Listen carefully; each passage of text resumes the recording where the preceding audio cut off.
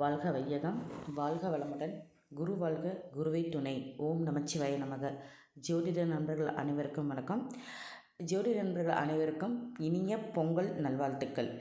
Okay, இன்றைக்கி என்ன headline பார்த்தோம் அப்படின்னா, உங்கள் லக்னத்தின் சூட்சமமும் பாக்கியமும், அதாவது உங்களுக்கு என்ன கொடுப்பனை இருக்குது, உங்கள் லக்னத்தில் இருக்கிற கிரகம், லக்னத்தை பார்த்த கிரகம், அந்த லக்ன புள்ளி என்ன கிரக சாரம் வாங்கியிருக்கு, அதெல்லாம் பொறுத்து தான் உங்களோட வாழ்க்கையில் நீங்கள் எந்த மாதிரி விஷயத்தை பயணம் கொள்ள போகிறீங்க, எந்த விஷயம் உங்களுக்கு கொடுப்பனையாக கிடைக்க போகுது, எந்த விஷயத்தை நீங்கள் அனுபவிக்க போகிறீங்க அப்படிங்கிற விஷயத்தை தான் நம்ம லக்னம், உங்களுடைய லக்னத்தை வச்சு தான் உங்களோட கொடுப்பனையை நம்ம சொல்ல போகிறோம். ஸோ இது எல்லாமே பொதுவான விதிகள் தான் நான் சொல்ல போகிறது. அப்படி பார்க்குறப்ப லக்னம் உங்களுக்கு ஹாரஸ்கோப்பில் உங்களோட ஜாதக கட்டத்தில் லான்னு போட்டிருக்கோ, அதுதான் லக்னம் அப்படின்னு எடுத்துக்கலாம். மோஸ்ட் ஆஃப் எல்லாத்துக்குமே ஜோதிட அறிவுகள் அதிகம் இருக்கிறவங்க தான் இப்போது யூடியூப் வீடியோவை பார்க்குறீங்க. ஸோ அதனால் அந்தளவு ஓரளவுக்கு நாலேஜ் இல்லாமல் இல்லை, எல்லோரும் நாலேஜபிளாக இருக்கிறவங்க தான் அஸ்ட்ராலஜி வீடியோஸ் நிறையா பார்க்கறனால சொல்ல வேண்டிய லக்னங்கிற விஷயங்கள் யாருக்கும் தெரியாமல் இருக்க வாய்ப்பில்லை. ஸோ லக்னம் அப்படிங்கிற ஒரு கான்செப்ட் தான் இப்போ பேசுகிறோம். உங்கள் ஜாதகத்தில் என்ன லக்னமாகவே இருக்கட்டும், ஒவ்வொரு லக்னத்துக்கும் ஒவ்வொரு லக்ன அதிபதியை பொறுத்து அவங்களோட குணாதிசயங்கள் மாறும். மேச லக்னம், விருச்சிக லக்னம். ஸோ இதெல்லாம் செவ்வாய் அதிபதியாக இருக்கிறனால அவங்க எப்போவுமே கரெக்டாக இருக்கிறவங்களா இருப்பாங்க, ஸ்ட்ரைட் ஃபார்வேர்டாக இருப்பாங்க, கோபம் இருக்கும். அதே மாதிரி அவங்கக்கிட்ட அன்பாக பேசினா அமைதியாக கேட்பாங்க, அதே மாதிரி அதிகாரமாக பேசினா கேட்க மாட்டாங்க. ஸோ இந்த சில குணாதிசயங்கள் தொடர்ந்து அவங்க லைஃப்பில் ட்ராவல் பண்ணிட்டு தான் இருக்கும். ஸோ அது ஒரு பார்ட் ஆஃப் ஓகேங்களா. இதில் உங்களோட லக்னத்துக்குள்ளே என்ன கிரகம் இருக்குது, அந்த கிரகத்தோட குணங்களும் உங்களை ஆளுமை செய்யும் அப்படிங்கிற விஷயத்தையும் நம்ம பார்த்துக்கணும். உங்களுக்கு லக்னத்தில் 5 குடையவர் 9 குடையவர் இருந்தால் கண்டிப்பாக ஒரு நாளில் நீங்கள் லைஃப்பில் ஒரு செட்டில்ட் ஆவீங்க. அது அதில் நடக்கிற தசாபுத்தியை பொறுத்து அந்த லக்னம் என்னென்ன சாரம் வாங்கியிருக்கு, அடுத்தடுத்து வரக்கூடிய தசாபுத்திகள் என்ன கிரக சாரம் வாங்கியிருக்கு பொறுத்து தான் எந்த டைமில் எப்போ நீங்கள் லைஃப்பில் ஒரு அச்சீவ்மெண்ட் பண்ணுவீங்க, லைஃப்பில் ஒரு செட்டில் ஆவீங்க அப்படிங்கிற விஷயத்தை சொல்ல முடியும். ஸோ லக்னத்தை பொறுத்த வரைக்கும் லக்னத்தில் இருக்கிற கிரகம் என்ன கிரகம் இருக்கோ அதையை தொட்டு உங்களுடைய சிந்தனையும் செயல்பாடுகளும் இருக்கும் அப்படிங்கிறது நிதர்சனமான உண்மை. சிந்தனை ஒரு பக்கம் இருக்கும், ஆனால் செயல்பாடுங்கிறதுக்கு அதோட தசாபுத்தி நடக்கும்போது தான் அந்த செயல்பாடு நிறைவேற்றும், செயல்பாட்டை செயல்படுத்தும் அப்படிங்கிற விஷயத்தை நம்ம எடுத்துக்கலாம். அப்படி பார்க்கும்போது உங்கள் லக்னத்தில் செவ்வாய் இருக்குது அப்படின்னா கண்டிப்பாக அவங்களுக்கு சகோதரர் இருக்கிறாங்க, தம்பி இருக்காங்க அப்படின்னா அவங்க மேலே பாசம் அதிகமாக இருக்கும்னு சொல்லலாம். லக்னத்தில் என்ன கிரகம் இருக்கோ அந்த கிரகம் அவங்கள ஆளுமை பண்ணும். அப்போ லக்னத்திலேயே இருக்கும்போது தம்பி மேலே பாசம் அதிகமாக இருக்கும், தம்பியை விட்டு கொடுக்க மாட்டாங்க. இதே பெண் ஜாதகமாக இருக்குது அப்படின்னா கணவரை விட்டு கொடுக்க மாட்டாங்க. ஏன்னா கலத்திரக்கார கிரகம் செவ்வாயாக வருது பெண்ணுக்கு. இதே ஆணுக்காக இருந்தால் சுக்கிரன் வர்றப்போ சுக்கிரன் லக்னத்தில் இருந்துச்சுன்னா தன்னுடைய மனைவியை விட்டு கொடுக்க மாட்டாங்க, அட்ஜஸ்ட் பண்ணி போவாங்க, சகிப்புத்தன்மையோட வாழ்க்கையை கொண்டு போவாங்க. கணவன் மனைவி அந்த மாதிரி கலத்திரக்கார கிரகம் லக்னத்தில் இருக்கும் பட்சத்தில் அது ஒரு ப்ளஸ் பாயிண்ட் தான் எல்லாத்துக்குமே. ஸோ அப்படி இருக்கும்போது இவங்க எப்படி இருப்பாங்க, திருமணத்துக்கு பிறகு இப்படி இருப்பாங்க அப்படிங்கிற விஷயத்தை நம்ம எடுத்துக்கலாம். 7ஆம் அதிபதி லக்னத்தில் இருந்தாலும் சரி, லக்னாதிபதி 7க்கு போனாலும் சரி, கணவன் மனைவிக்குள்ளே எவ்வளோ ப்ராப்ளம் வந்தாலும் ஏதோ ஒரு வகையில் ஸ்டாப் ஆகி அட்ஜஸ்ட்மெண்ட்டோடு அவங்க லைஃப்பை கொண்டு போயிடுவாங்க. பெருசளவுக்கு பிரச்சனையை பெரியப்படுத்தி போகிறதுக்கு வாய்ப்புகள் குறைவு அப்படின்னு எடுத்துக்கலாம். தசாபுத்தியும் அதுக்கு தகுந்த மாதிரி இருக்கணும், இருக்கிற பொறுத்து இந்த குணங்கள் கடைசி வரைக்கும் ட்ராவல் பண்ணும். ஸோ பிரச்சனையை பெருசு பண்ண வேண்டாங்கிற விஷயத்தை கடைசி வரைக்கும் ட்ராவல் பண்ணும். பட் நடக்கிற தசாபுத்தி அது பெருசாகுமா சிறுசாக இருக்குமா அப்படிங்கிறது முடிவுக்கு வரக்கூடிய விஷயங்கள் அவங்க குணநலன்களை பொறுத்து தான் அமையும். செயல்பாடுகள் தசாபுத்தியை பொறுத்து அமையும் அப்படிங்கிறது நம்ம எடுத்துக்கணும். ஓகேங்களா. அப்போ உங்கள் லக்னத்தில் செவ்வாய் இருக்குது அப்படின்னா இந்த மாதிரி இருக்கும். கொள்கைகள் விஷயம், அதாவது ஒரு விஷயத்தை செஞ்சு ஆகணும் அப்படிங்கிற அந்த விடாமுயற்சி போராட்ட குணம்ங்கிறது செவ்வாய். இதே அந்த செவ்வாய் கூட சனி இருக்குது அப்படின்னா கண்டிப்பாக அவங்க லைஃப் போராட்ட குணமாக தான் இருக்கும் அப்படிங்கிற விஷயத்தை எடுத்துக்கலாம். அதே மாதிரி சனி இருக்கும்போது ஒருத்தர் ஜாதகத்தில் லக்னத்தில் சனி இருக்குது, 7ஆம் இடத்துல சனி இருந்து லக்னத்தை பார்க்குது, எனிவே ஏதோ ஒரு இடத்துலேருந்து லக்னத்தை சனி பார்க்குது, அப்படியாக இருந்தாலும் சரி கண்டிப்பாக அவங்களுக்கு தொழில் மேலே ரொம்ப பற்று அதிகமாக இருக்கும்.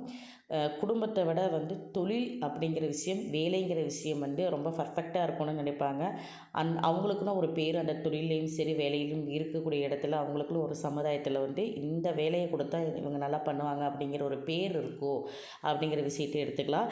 ஆனால் சனி லக்னத்தில் இருக்கிறவங்க ஒரே ஒரு பாயிண்ட் என்னென்னா, அவங்க விஷயத்துக்கு வேகமாக செய்வாங்க, மற்றவங்க விஷயத்துக்கு கொஞ்சம் அசால்ட்டாக அதிகமாக இருக்கும் அப்படிங்கிற விஷயத்தை எடுத்துக்கலாம். அது வக்ரமாக இருந்துச்சுன்னா அது பலன்களும் கொஞ்சம் மாறும் அப்படின்னு எடுத்துக்கலாம். எந்த கிரகம் வக்ரமாகி உங்களோட லக்னத்தில் இருக்கோ அதோட தொட்டு போராட்ட குணம் 2 மடங்கு அதிகமாக இருக்கும். ஏன்னா வக்ர கிரகத்துக்கு பலம் அதிகம். ஸோ உங்களை இப்போது ஒருத்தருக்கு வந்து செவ்வாய் வக்ரமாக இருக்குது அப்படின்னா கண்டிப்பாக வந்து தம்பியாக இருந்தாலும் சரி கணவராக இருந்தாலும் சரி பிரச்சனை வந்தாலும் திரும்ப உங்களை தேடி வந்துடுவாங்க. ஏன்னா லக்னங்கிறது உங்கள் கொடுப்பினை, உங்களை தேடி வரணுங்கிறது விதி. ஸோ அப்படி ஒரு பாயிண்ட் எடுத்துக்கணும் நீங்கள். இதே லக்னத்தில் ராகு கேது இருக்குது அப்படின்னா தாத்தா பாட்டி மேலே ரொம்ப பாசம் அதிகமாக இருப்பாங்க அப்படிங்கிற பாயிண்ட்டும் எடுத்துக்கணும்.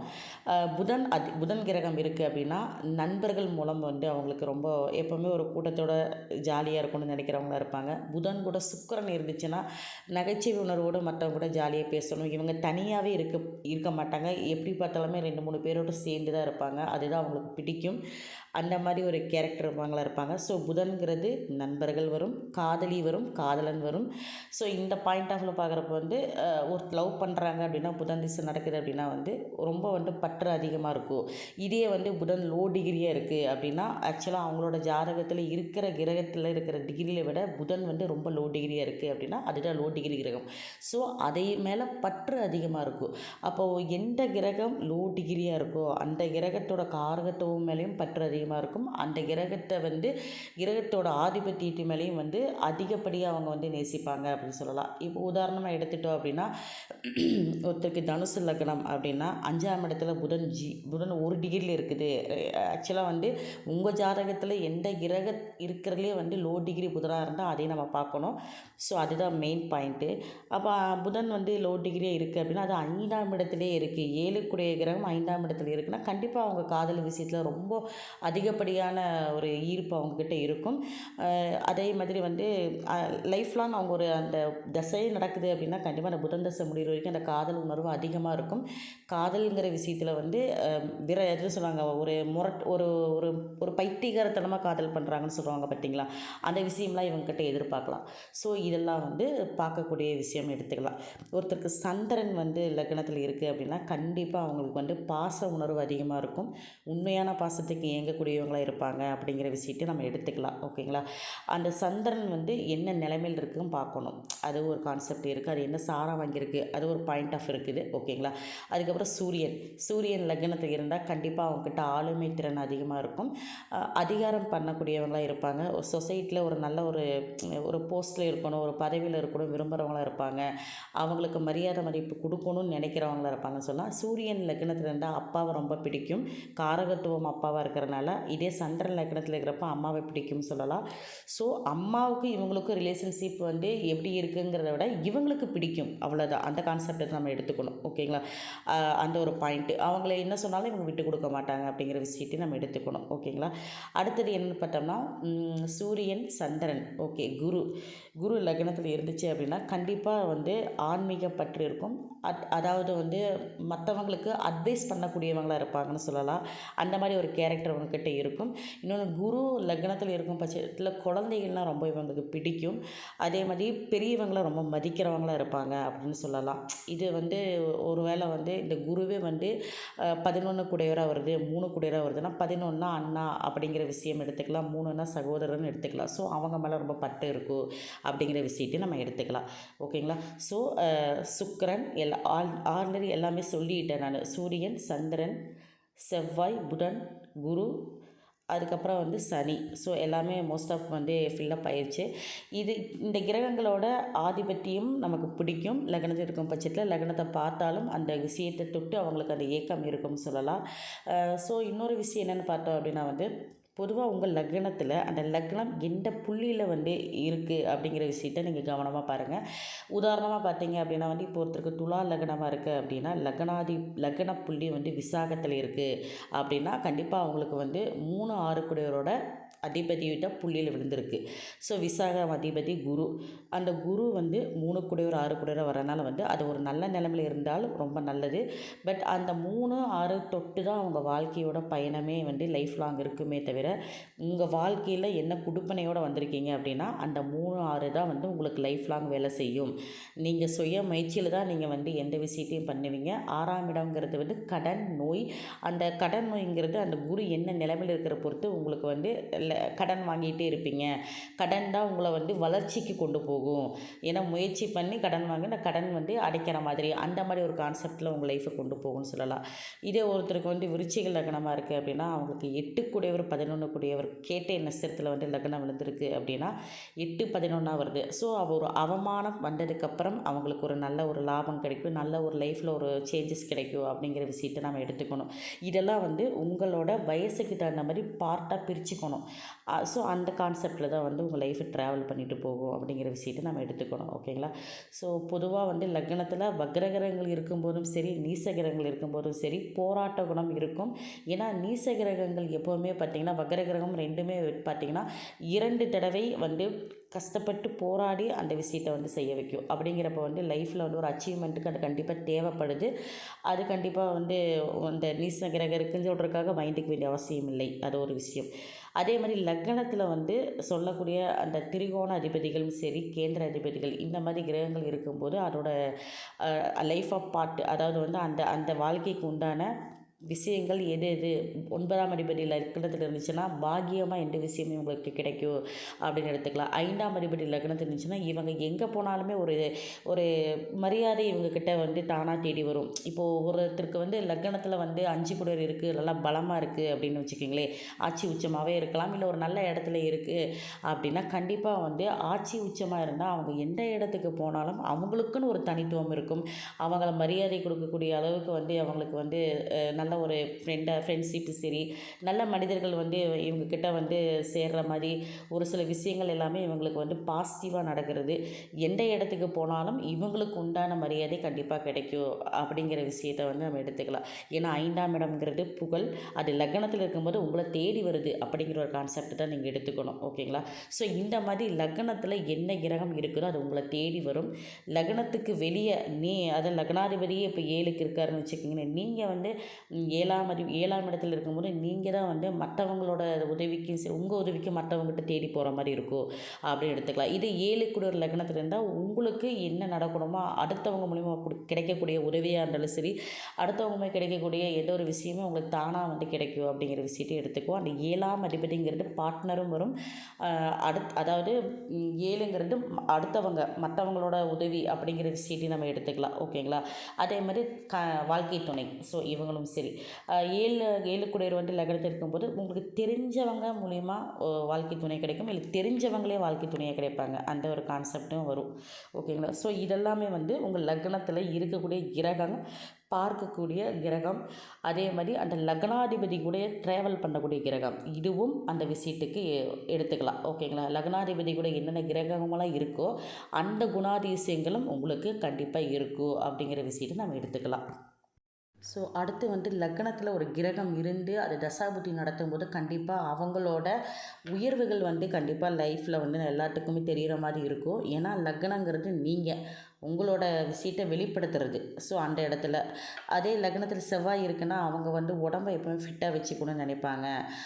தன்னை பற்றி யோசிக்கிறது தான் லக்னம். ஸோ வந்து அந்த விஷயம் வந்து கரெக்டாக இருக்கணும், மற்றவங்க நம்ம வந்து பார்க்குறது ஃபிட்டாக இருக்கிற மாதிரி இருக்கணும் அப்படிங்கிற விஷயத்தையும் அவங்க எடுத்துக்குவாங்க சொல்லலாம். ஸோ லக்னத்தில் என்ன பாவத்தோட கிரகங்கள் இருக்கோ அந்த பாவம் உங்களை தேடி வரும் அப்படிங்கிற விஷயத்தை மட்டும் நீங்கள் மறக்காதீங்க. 2ஆம் அதிபதி லக்னத்தில் இருந்துச்சுன்னா பணம் உங்களை தேடி வரும், குடும்பம் உங்களுக்கு தானாகவே வந்து அமையும். அதாவது கொடுப்பனை. அதே மாதிரி 3ஆம் இடத்து அதிபதி லக்னத்தில் இருக்குன்னா உதவிகளும் சரி, அதே மாதிரி சீக்கிரமே பழகக்கூடிய கம்யூனிகேஷன் அதெல்லாமே வந்து உங்களுக்கு தானாக வரும்னு சொல்லலாம். முயற்சிகள் வந்து எடுக்கிறது எல்லாமே சக்ஸஸ் ஆகும் அப்படிங்கிற விஷயத்தையும் எடுத்துக்கலாம். 4ஆம் அதிபதி வந்து லக்னத்தில் இருக்குன்னா சொத்து வாங்குறதா இருந்தாலும் சரி, ஆடம்பர பொருளாக இருந்தாலும் சரி, இடம் வாங்குற அது எல்லாமே பார்த்திங்கன்னா உங்களுக்கு பிடிச்ச மாதிரி உங்களை தேடி வரும். இன்னொரு விஷயம் என்னென்னா லக்னத்தில் இருக்கிற கிரகம் தன்னுடைய பிடித்த விஷயத்தை பண்ணும். அந்த உறவுகளும் தனக்கு பிடிக்கும், அந்த காரகத்துவமும் அவங்களுக்கு பிடிக்கும் அப்படிங்கிற விஷயம் எடுத்துக்கலாம். உதாரணமாக லாடக்குள்ள லக்னத்தில் இருக்கும்போது தனக்கு பிடிச்ச மாதிரி தான் வீடு கட்டணும்னு எதிர்பார்ப்பாங்க. மற்றவங்க கட்டின வீடு இவங்க போக மாட்டாங்க. ஸோ 5 குடையவர் லக்னம் இருந்தாலும் அப்படித்தான். ஸோ இந்த கான்செப்ட் எல்லாமே வந்து லக்னம்ங்கிறது உங்களுடைய என்ன உங்களுக்கு கொடுப்பனிருக்கு அந்த கிரகம் இருந்துச்சுன்னா அந்த கிரகத்தை தொட்டு உங்களுக்கு உதவிகளும் நன்மைகளும் கிடைக்குங்கிற விஷயத்தை நீங்கள் தெளிவாக எடுத்துக்கலாம். ஒருவேளை உங்களுக்கு லக்னத்தில் கிரகமே இல்லை, லக்னத்தை கிரகம் பார்க்கல அப்படின்னா உங்களுக்கு உதவிகள் வந்து கிடைக்கிறது சிரமமாக இருக்கும். ஏன்னா எந்த உதவியும் கிடைக்கிறதுக்கு உண்டான கிரகம் எந்த கிரகமும் பார்க்கல, எந்த கிரகமும் லக்னத்தில் இல்லை அப்படின்னா நீங்களே சுய முயற்சியில் போராடி தான் மேலே வருவீங்க. ஸோ இந்த விஷயத்தை நீங்கள் வந்து மைண்டில் வச்சுக்கணும். ஓகேங்களா? இந்த லக்ன புள்ளி என்ன சாரம் வாங்கியிருக்கு, அந்த சாரம்னா அது ஆக்சுவலாக அந்த அதிபதி வந்து நல்ல நிலைமையில் இருந்தால் ரொம்ப நல்ல விஷயங்கள். அது வந்து மறைந்து இருக்கும் பட்சத்தில் போராடி ஒரு சில விஷயங்கள் நீங்கள் வாழ்க்கையில் வந்து நீங்கள் வந்து அச்சீவ் பண்ணுவீங்க அப்படிங்கிற விஷயத்தை நம்ம எடுத்துக்கலாம். ஓகேங்களா? ஸோ லக்னம் உங்களுடைய உயிர். லக்ன அதிபதியும் சந்திரன் சொல்லக்கூடிய ராசி அதிபதியும் நல்ல நிலைமையில் இருந்துட்டாலே அவங்க லைஃப்பில் ஜெயிச்சிருவாங்க அப்படிங்கிற விஷயத்தை நீங்கள் எடுத்துக்கலாம். ஸோ அதுதான் சொல்ல வர்றேன். இந்த லக்னத்துக்கு சம்மந்தப்பட்ட தசாபுத்திகள் நடக்கும்போது கண்டிப்பாக அவங்களுக்குள்ளே இருக்கிற விஷயத்தை வந்து வெளிப்படுத்துவாங்க. வெற்றியும் சரி, அவங்களுக்குள்ளே இருக்க அந்த கெப்பாசிட்டி என்னங்கிறது வந்து மற்றவங்களுக்கு தெரிகிற மாதிரி வெளிப்படுத்துவாங்க அப்படிங்கிற விஷயத்தையும் நம்ம எடுத்துக்கலாம். ஓகேங்களா? லக்னப்புள்ளி எந்த கிரகத்தை தொட்டு நகருதோ அதை தொட்டும் உங்கள் பயணம் இருக்குங்கிறத எடுத்துக்கலாம். ஸோ மீண்டும் அடுத்த பகுதியில் சந்திப்போம். நன்றி.